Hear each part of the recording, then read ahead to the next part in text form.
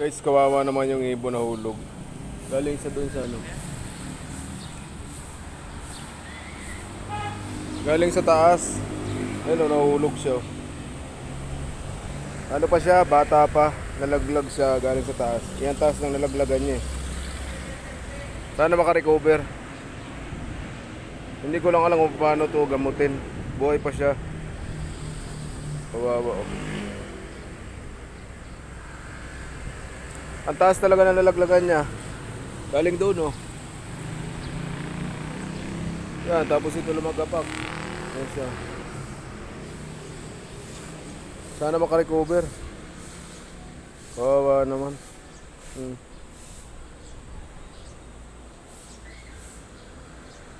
Buhay pa siya eh. Medyo masama lang pagkakabagsak siguro nito. Bata pa siya, bata pang maya. Kawawa.